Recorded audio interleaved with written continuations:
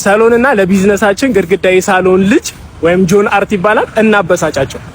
ቤቱን ወልውሎ ምናምን ይላችሁ ጨርሰዋል። ለዛ እናበክታቸዋለን ማለት ነው።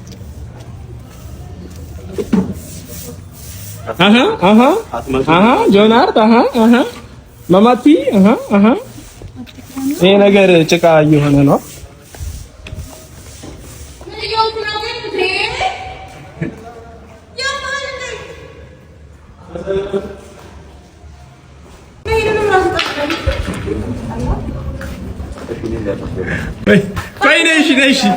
ነይ በቃሽ።